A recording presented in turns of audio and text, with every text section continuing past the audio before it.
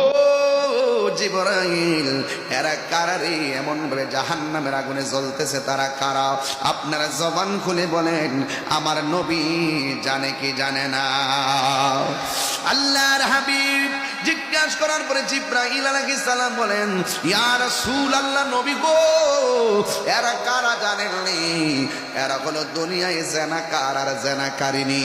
এই জন্য আল্লাহ বলেছেন, ওয়াকুলিল মুমিনিনা ইয়াগুদ্দু মিন আবসারিহিম ওয়ায়াহফাজুনা ফুরুজাহুম। এই জন্য যুবক ভাইরা আমার, আল্লাহ রাব্বুল আলামিন বলেছেন, তোমরা চোখটারে হেফাজত রাখো, আর লজ্জাস্থানকে হেফাজত করো। ওই জিবরাইল আলাইহিস সালাম বলে, নবী গো, এরা কারা জানেননি? এরা দুনিয়ার ওই সমস্ত সন্তান যারা দুনিয়ার ভিতরে জেনা করেছে, জেনাকারিনী, ব্যভিচার করেছে।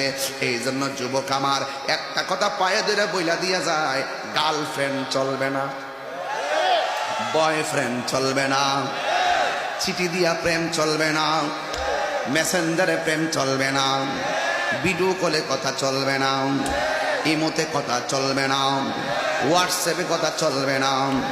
বয়ফ্রেন্ড আর গার্লফ্রেন্ড নাই, কথা কন ঠিক না কন? ভালোবাসতে দিবস লাগে না, 14ই ফেব্রুয়ারি নামের এই বেহায়াপন আমরা চাই না, কথা বলেন ঠিক কিনা? ভালোবাসতে দিবস লাগে না, ভালোবাসা সবসময় ভালোবাসা যায়। হাদিসের মধ্যে এসেছে, তুমি কাউকে ভালোবাসবা আল্লাহর জন্য ভালোবাসবা, কাউকে ভালোবাসবা নবীর জন্য ভালোবাসবা।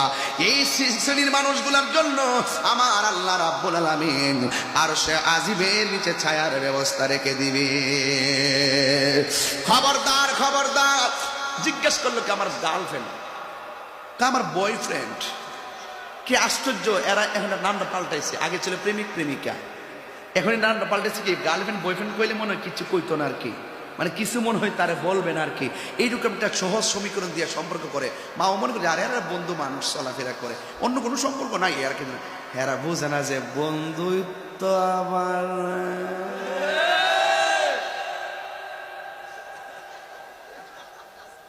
শয়তান কি আছে না মরছে? শয়তান কি আছে না মরছে? শয়তানের রশি হইল মহিলারা।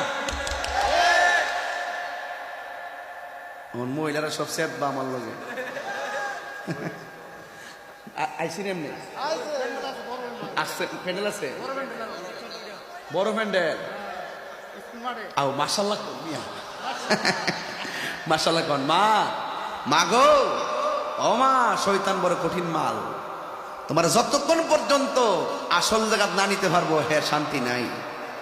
সবসময় লাগিয়া হে যুগের মতন দেখবেন মোবাইলটা রয়েছে না, ওই যে ফ্রেন্ডের লগে রাখার পরে আরেকটু কথা কইয়া লই, এটা শয়তানের অ্যালার্জি দে, অ্যালার্জি। আরে নামাজের টাইম দিয়ে শয়তান এমন একটা পাওয়া মেসেজ দে, নামাজ থেকে ঘুম আরাম। আর এর ঘুমটা এমন লাগা লাগে, সাবধান কইয়া দিলাম, আজকে কিন্তু সবে বরাতের রাত, আজকে ওয়াদা কইরেই যামু, জীবনে বেহায়াপনায় যাব, অশ্লীলতায় জড়াবো, ব্যভিচার করব, জেনা করব, অবৈধ সম্পর্ক কি কাজ করতো না। প্রত্যেকটা মোবাইল চেক দেয়া দেখ, সবটি ধরা খাই রয়েছে।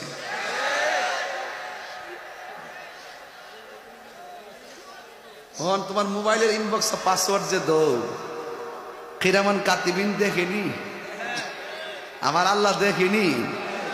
মোবাইলের পাসওয়ার্ড লাগাইতে পারবা, পাবলিক থেকে তথ্য গোপন করতে পারবা, আমার মালিক থেকে তথ্য গোপন করতে পারবা না।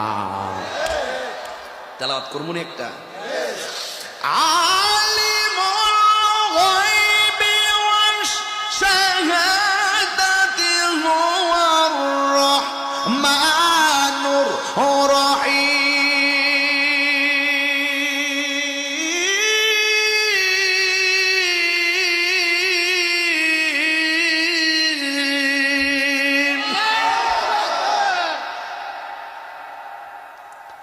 যা কেউ দেখে না, দেখে কে? ধরেন না সব গুণ আজকে গাঁটটি বান্ধালাইছি, আল্লাহরে কইলাম আল্লাহ এমন গুনাহ করছি আমার স্ত্রী জানে না, এমন গুনাহ করছি আমার ছেলে জানে না, এমন গুনাহ করেছি আমার মেয়ে জানে না, তুমি আল্লাহ জানো। এই গুনাহ যদি ওপেন কইরা দিতাম আমরার বড় হুজুরগিরি শেষ হয়ে যাইতো, আমাদের মেম্বারগিরি শেষ হয়ে যাইতো, আমাদের চেয়ারম্যানগিরি শেষ হয়ে যাইতো, আমাদের এমপিগিরি শেষ হয়ে যাইতো, আমাদের ইমামতি শেষ হয়ে যাইতো, আমাদের সমাজের বিচার শেষ হয়ে যাইতো। এমন গুনাহ করছি তুমি আল্লাহ জানো, ইচ্ছা করলে তুমি এটা ওপেন কইরা দিয়া আমরা জিল্লতের মধ্যে ফালাইতে পারো। এরপরে তুমি আমাদেরকে ভালোই ভালো খাওয়াইতেছো। আল্লাহ গুনাহ করেছি সবে বরাতের রাত্রে আজকে হাজার হাজার মানুষের সামনে গুনার গাঠি বাইন্দা বালাইছি। বাইন্দা বাইন্দা সবাই আমার সঙ্গে বিনয় বিনয় করে গাফুরুর রহিম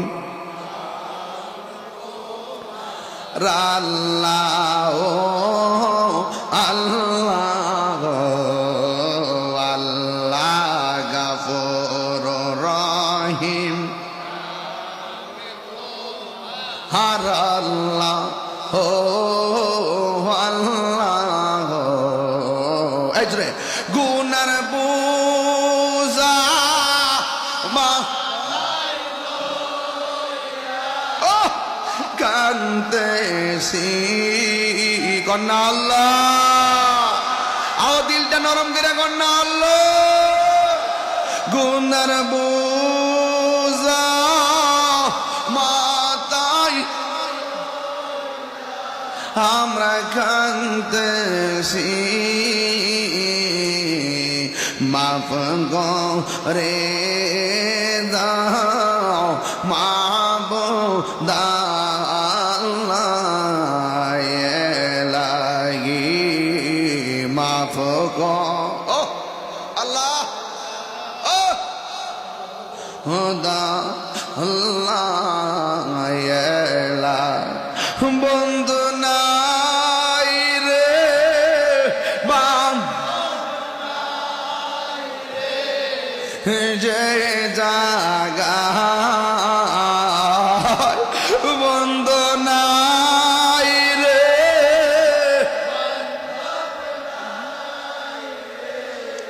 যে জাগা সেই জাগারি বন্ধু বিমস্তফা সে যা বন্ধু নবী এই কবরেরই আযাব যদি মানুষ দেখি তো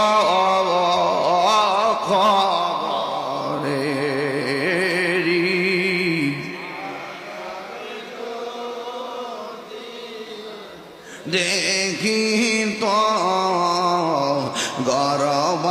গরবারিসা পাগল একটা জবানও বন্ধ রাখবেন না। আর ডানে বামে যাওয়া যাবে না, রাত্র গভীর হয়ে যাচ্ছি। আবার সবাইকে আমরা ইবাদতের জন্য ছেড়ে দিব ইনশাআল্লাহ। আল্লাহর হাবিব বলে আমি দেখলাম জেনাকারীর আগুন দিয়ে পোড়াইতেছে। এই আগুনটা কেমন জাননি? এই আগুনটা দুনিয়ার আগুনের চাইতে 70 গুণ গরম, এমন পানি দিয়া পোড়াইতেছে। আমার নবী বলে আমি একটু সামনে তাকাইছি, তাকায় দেখলাম বিশাল বড় একটা গাছ দেখা যায়। গাছের গোড়ার ভিতরে একটা মানুষ দেখা যায়, যার মাথার চুলগুলা হলো কুকরানো। সে একটা চেয়ারের মধ্যে বসে আছে। আমি আর একটু সামনে তাকায় দেখলাম আর একটা চেয়ার দেখা যায়। ওই চেয়ারের ভিতরে অপরূপ সুন্দরী একটা নারী বসে আছে। এবার আমার নবী বলেন আমি দেখলাম ওই চেয়ারের মধ্যে হযরত ইব্রাহিম আলাইহিস সালাম বসা আছে, আর ওই চেয়ারের মধ্যে হযরতের সারা বসে আছে। এবার দেখতেছি দুইজনের কাছে অসংখ্য অগণিত ছোট ছোট বাচ্চা। একবার দৌড়াইয়া ইব্রাহিম নবীর কাছে আসে, আর একবার দৌড়াইয়া দৌড়াইয়া হযরতে সারার কাছে যায়। আল্লাহর হাবিব ডাক দিয়া বলে ও জিবরাইল, এই বাচ্চাগুলো কে রে? এখানে তারা কি করে? এবার জিবরাইল আলাইহিস সালাম বলে নবী গো, এরা কিয়ামত পর্যন্ত ছোট ছোট বাচ্চা, যারা মাকে মা বলে ডাকতে শেষ করতে পারে নাই, যারা বাবাকে বাবা বলে শেষ করতে পারে নাই, আল্লাহ দুনিয়াতে পাঠাইয়া সবাই দুনিয়াতে নিয়ে এসেছে। এরা কিয়ামত পর্যন্ত ইব্রাহিম নবীর পাশনে এসে তারা সমাবেত হবে। এ যুবক, ইব্রাহিম নবীর পাওয়ার, ইব্রাহিম নবী আল্লাহর খলিলুল্লাহ, ইন্দিমিন টাইমে ডাক দিয়ে বলবে, এরা কিয়ামত পর্যন্ত এখানে জমা হবে। এই ছোট ছোট বাচ্চারা একদিন হাসরের ময়দানে উঠবে। আল্লাহ বলবে, এই বান্দারা, বিনা হিসাবে তোমরা জান্নাতে যাও, ফুলসিরাতটা পাড়ি দিয়ে যাও, ফুলসিরাতটা পাড়ি দিয়ে যাও। বন্ধুরা রে আমার, ও যুবক মায়েরা, এবার ইন্দিমিন টাইমে বাচ্চাগুলো ডাক দিয়ে বলবে, আল্লাহ তুমি আমরা দুনিয়ার মধ্যে পাঠাইলা, তোমার ইবাদত ভালো করে করতে পারি নাই, মাকে ভালো করে ডাকতে পারি নাই, বাবাকে ভালো করে ডাকতে পারি নাই। যেই মা 10 মাস 10 দিন আমার গর্ভে রেখেছে, ওই মারে আমি অনেক কষ্ট দিয়েছি। এখন আমি জান্নাতে বিনা হিসাবে চলে যাব, ফুলসিরাতটা পাড়ি দিয়ে চলে জান্নাতে যাব।